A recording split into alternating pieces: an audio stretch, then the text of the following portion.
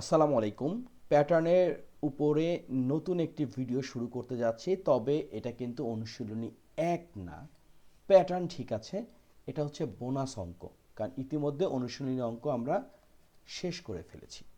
আজকে আমরা শুরু করতে যাচ্ছি পঞ্চম পর্ব, এবং এটা হচ্ছে আমাদের প্র্যাকটিসের জন্য।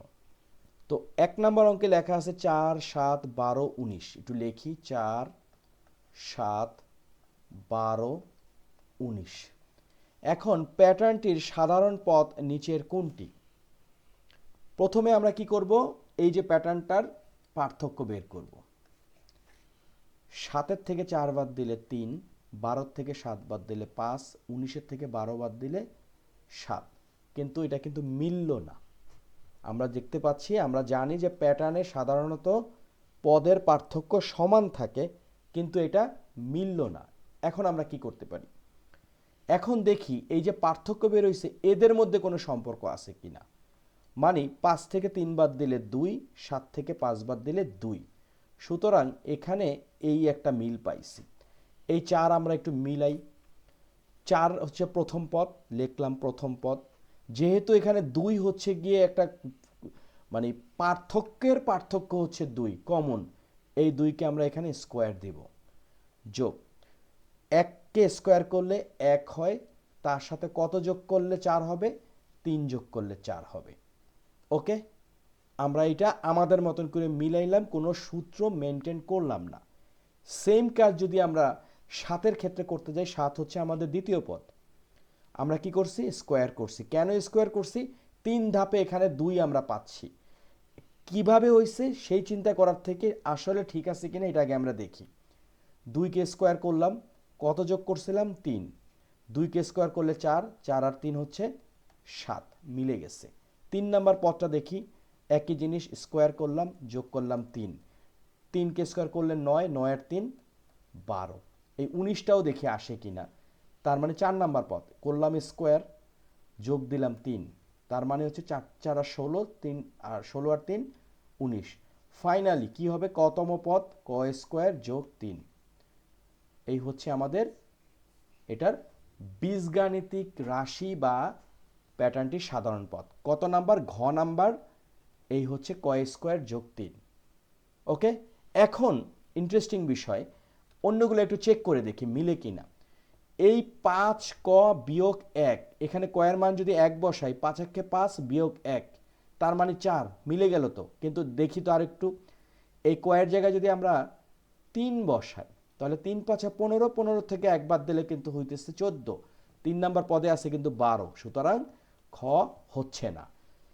এখানেও একই অবস্থা, এই কয়ের জায়গায় যদি 3 বসাই, 3 4 12, 12 থেকে 1 বাদ দিলে হওয়ার কথা 11, কিন্তু এখানে আছে 12, সুতরাং এটাও হবে না। ক নাম্বার, এখানে লেখা আছে 3 ক যোগ 1, কয়ের জায়গায় যদি 3 বসায়, 3 3 9 আর 1 10, সুতরাং এটাও হচ্ছে না। আমাদের উত্তর হচ্ছে ক স্কোয়ার প্লাস 3। ওকে, দারুণ, আমরা একটা জিনিস শিখলাম। 3 নাম্বার প্রশ্ন, প্রথম 16টি স্বাভাবিক জোড় সংখ্যার সমষ্টি কত? জোড় সংখ্যা শুরু হচ্ছে 2 দ্বারা, তারপরে হচ্ছে 4, তারপরে 6, তারপরে 8। এরকম করতে করতে আমাদের মোট 16টা পদের সামেশন কত সেটা বের করতে হবে। অর্থাৎ প্রথম পদ যদি 2 হয়, দ্বিতীয় পদ 4, তৃতীয় পদ 6, চতুর্থ পদ 8, বাট 16 নাম্বার পদ কত এটা আমরা জানি না। আগে আগে আগে আমাদের এটা বের করতে হবে। তাহলে 16তম পদ বের করতে গেলে আমাদের সূত্রটা কি? যে n তম পদ সমান হচ্ছে a plus n minus 1 Times d। এখানে প্রথম পদ হচ্ছে আমাদের 2, যোগ আমাদের 16 নাম্বার পদ বের করতে হবে 16 মাইনাস 1 টাইমস ডি। ডি মানে ডিফারেন্স, অর্থাৎ প্রত্যেকটা জোড় সংখ্যার ডিফারেন্স হচ্ছে 2, এক পদের সাথে আর এক পদের ডিফারেন্স 2।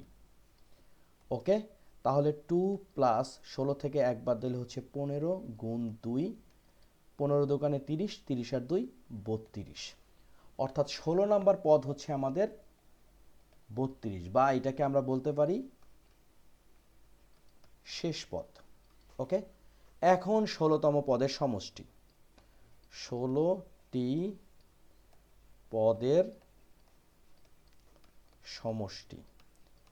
তবে এই লাইনটা লিখলে ভুল হবে, আমাদের উচিত হচ্ছে লেখা প্রথম 16টি পদের সমষ্টি। জিনিসটা কি? প্রথম কথা হচ্ছে প্রথম পদ যোগ হচ্ছে শেষ পদ ডিভাইড হচ্ছে 2 গুণ হচ্ছে পদ সংখ্যা, রাইট? এখন প্রথম পদ তো 2, যেহেতু জোড় সংখ্যা শুরু হচ্ছে 2 দ্বারা, যোগ শেষ পদ হচ্ছে একটু আগে বের করলাম 32 ডিভাইড 2 টাইমস পদ সংখ্যা কত? 16। তাহলে 2 আর 32 হচ্ছে 38 নাকি 34? 34 গুণ 16কে 2 দ্বারা ভাগ করলে হচ্ছে 8, এখানে হলো 8। তাহলে 4 8 32 এর 2, 3 8 24, 24 আর 3 হচ্ছে 27, 272। এটা কি আছে? এই যে গ নাম্বার 272। খুব সহজেই অঙ্কটা আমরা করে ফেললাম। 4 নাম্বার প্রশ্ন, এটা একটু বোঝার বিষয়, সেটা হচ্ছে 51 থেকে 80 পর্যন্ত কয়টি সংখ্যাকে দুইটি স্বাভাবিক সংখ্যার বর্গের সমষ্টি রূপে প্রকাশ করা যায়? একবার আলোচনা করছি, আবার একটু আলোচনা করি। যেমন 5, এটাকে আমরা লিখতে পারি 4 যোগ 1। 4কে আমরা লিখতে পারি 2 স্কোয়ার এবং 1কে লিখতে পারি 1 স্কোয়ার। অর্থাৎ এখানে 2 স্কোয়ার হচ্ছে একটি বর্গ, 1 স্কোয়ার হচ্ছে একটি বর্গ, এবং দুইটার বর্গের সমষ্টি মিলে হয়েছে আমাদের 5। আমাদের প্রশ্ন হচ্ছে যে 51 থেকে 80 পর্যন্ত এরকম কয়টা সংখ্যা আছে যাদেরকে আমরা এরকম দুটি বর্গের সমষ্টি রূপে প্রকাশ করতে পারবো? আমরা কিন্তু সব সংখ্যাকে পারবো না। যেমন এই 51কেই কিন্তু আমরা পারলাম না। কেন? 51র সবচেয়ে নিকটস্থ পূর্ণবর্গ সংখ্যা হচ্ছে 49। এখন তার সাথে যদি 2 যোগ করি তাহলে আমরা পাবো 51, কিন্তু 49কে আমরা যদি বর্গ করি 7 স্কোয়ার পাবো। 2কে কিন্তু আমরা আর করতে পারলাম না, কারণ 2 পূর্ণবর্গ সংখ্যা না। আবার কথা হচ্ছে যে পূর্ণবর্গ সংখ্যা কি? পূর্ণবর্গ সংখ্যা হচ্ছে ওই সমস্ত সংখ্যা যেই সমস্ত সংখ্যাকে যদি আমরা বর্গমূল করি তাহলে একটি স্বাভাবিক সংখ্যা পাবো, যা কিনা ডেসিমেল ফ্র্যাকশন বা দশমিক না। এখন এই যে 52কে যদি আমরা বিশ্লেষণ করি তাহলে আমরা কি পাইতে পারি? এখানে তো আর 52কে 49 দ্বারা হচ্ছে না, আমরা একটু পিছনের দিকে যাই। অর্থাৎ যদি লিখি 36 যোগ 16, 52 হলো। 36কে কিন্তু আমরা 6 স্কোয়ার লিখতে পারি, প্লাস 16কে আমরা 4 স্কোয়ার লিখতে পারি। এখন কেন আমরা 51কে একই প্র্যাকটিসটা করলাম না? 36 যোগ 15 কিন্তু হচ্ছে 51, কিন্তু 15 তো পারফেক্ট স্কোয়ার না বা পূর্ণবর্গ সংখ্যা না। ঠিক তদ্রূপ 53কে আমরা কি করতে পারি? 53র ক্ষেত্রে আমরা লিখতে পারি যেমন 49 যোগ 4। 49 মানে হচ্ছে 7 স্কোয়ার, আর 4 হচ্ছে 2 স্কোয়ার, রাইট? 58র ক্ষেত্রে আমরা কি করতে পারি? 58র ক্ষেত্রে একই জিনিস, 49 যোগ 9, তার মানে হচ্ছে 7 স্কোয়ার এবং 3 স্কোয়ার।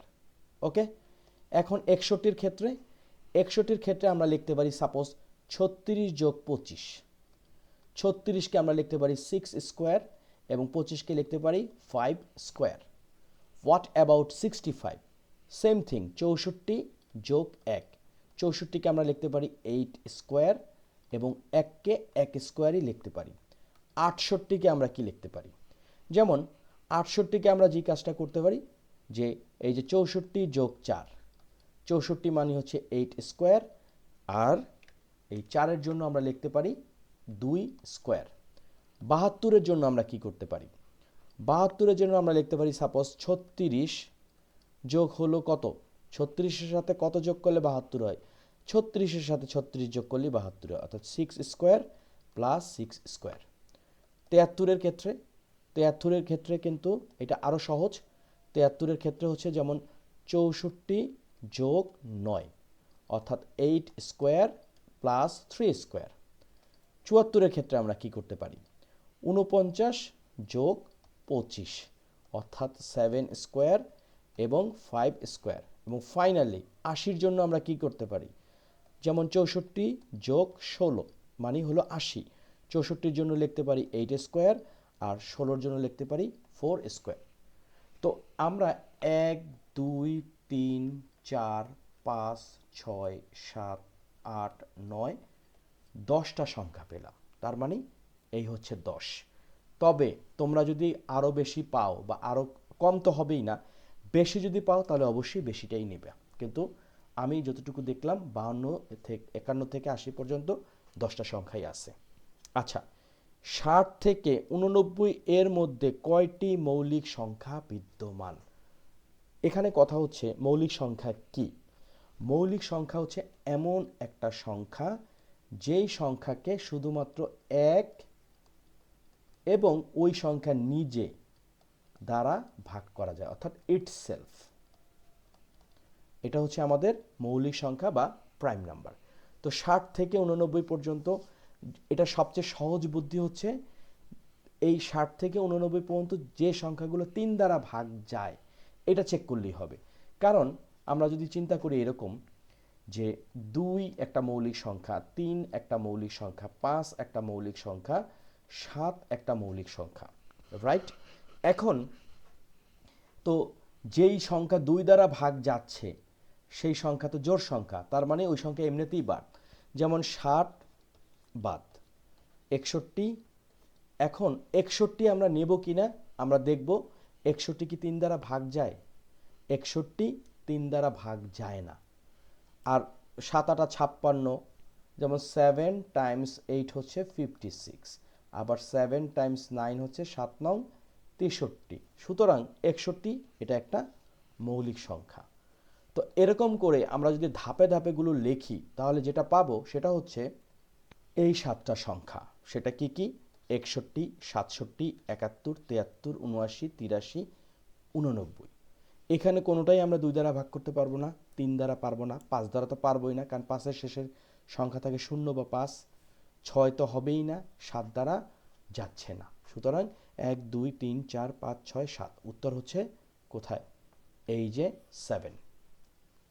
আজকের শেষ প্রশ্ন, অর্থাৎ বোনাস অঙ্ক হিসাবে 8 13 18 23 তালিকার 13তম সংখ্যাটি কত? 13তম সংখ্যাটি বের করতে গেলে আমাদের যে কাজটা করতে হবে, 13তম পদ সমান হচ্ছে, প্রথম কথা হলো প্রথম পদ লাগবে। সূত্রটা হচ্ছে a plus n minus 1 Times d। এ হচ্ছে প্রথম পদ, যোগ n হচ্ছে 13তম পদ, বিয়োগ 1, আর d হচ্ছে পদের পার্থক্য। 13 থেকে 8 বাদ দিলে 5, 18 থেকে 13 বাদ দিলে 5, 23 থেকে 8 বাদ দিলে 5, সুতরাং পার্থক্য হচ্ছে 5। 8 যোগ 13 থেকে 1 বাদ দিলে হচ্ছে 12 গুণ 5, 5 12 60, 60 আর 8 68। এই হচ্ছে 68 খ নাম্বার। তো মোটামুটি আমরা 6টা অঙ্ক করলাম, প্রত্যেকটা অঙ্ক খুবই গুরুত্বপূর্ণ। এই প্যাটার্ন অধ্যায়টা যদি আমরা ভালো মতন করি তাহলে ভবিষ্যতে আমাদের অনেকগুলো বিষয় খুব সহজ হয়ে যাবে।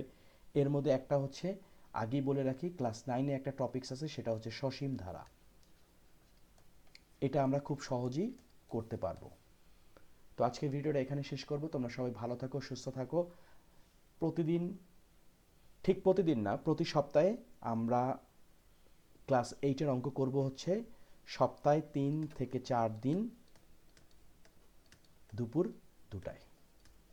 ওকে? তো তোমরা সবাই ভালো থাকো, সুস্থ থাকো। আল্লাহ হাফেজ।